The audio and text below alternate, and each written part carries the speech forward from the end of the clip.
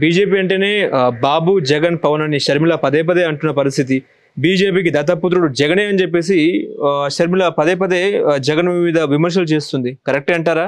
ఆమెనే పెద్ద దత్తపుత్రిక బీజేపీకి. వైఎస్ షర్మిల రాహుల్ గాంధీ ఏం చేస్తున్నాడు? రాహుల్ గాంధీ గత 2 నెలలుగా ఈవీఎంల ద్వారా అవకతవకలు జరిగినాయి, ఈవీఎంల ద్వారా మోసాలు జరిగినాయి, ఓటర్ లిస్టులు కొత్త దొంగ ఓటు చొప్పించారు అని పోరాడుతున్నారు రాహుల్ గాంధీ. కాంగ్రెస్ పార్టీ జాతీయ అధ్యక్షుడు విపక్ష నేత జాతీయ అధ్యక్షుడు ఖర్గే గారు. ఆ పార్టీ రాష్ట్ర అధ్యక్షుడు ఏం చేయాలి? రాహుల్ గాంధీ ఏం చేస్తున్నారో అదే చేయాలి. అవునండి, మరి ఆంధ్రప్రదేశ్లో కూడా 54 లక్షల ఓట్లు ఎక్కువ పడ్డాయంట. 12% ఓట్లు పోలైన ఓట్లకి కౌంట్ చేసిన ఓట్లకి 12% తేడా ఉంది. ఆంధ్రప్రదేశ్లో కూడా మోసం జరిగింది అని అనాలి కదా షర్మిల.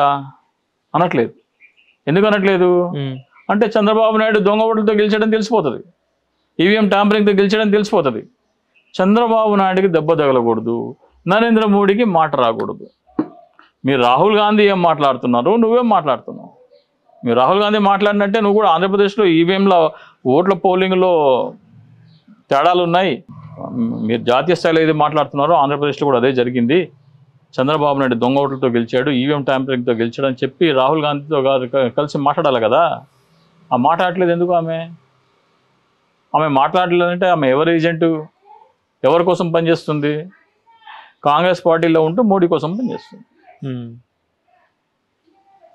ఇంతకంటే ఆధారం ఏం కావాలి?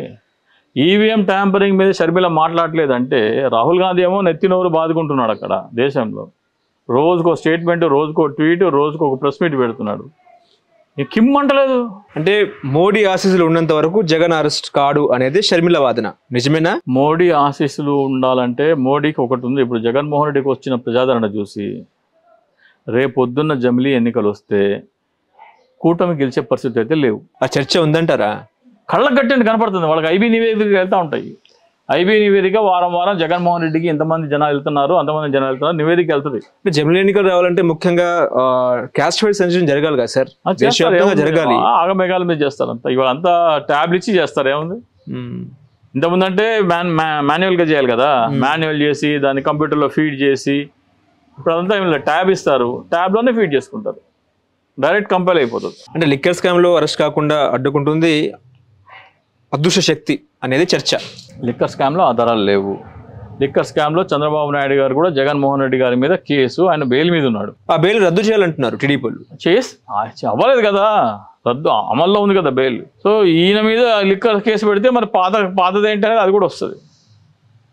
అలాగే ఓటుకు నోటు కేసు ఉంది, అలాగే స్కిల్ డెవలప్మెంట్ కేసు ఉంది. ఇప్పుడు మేము అమరావతి మీద లెటర్స్ రాస్తే, మేము మొన్న అనంతపురంలో వెళ్తే 100 మంది వచ్చారు. విజయనగరమును అమలాపురంలో రమ్మంటున్నారు.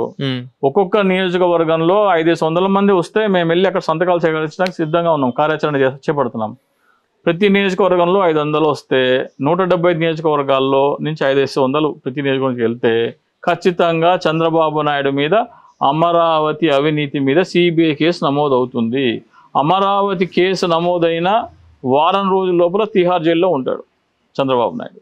ఎందుకంటే 2353 ఎకరాల అసైన్డ్ భూమి పూలింగ్కి ఇచ్చారు.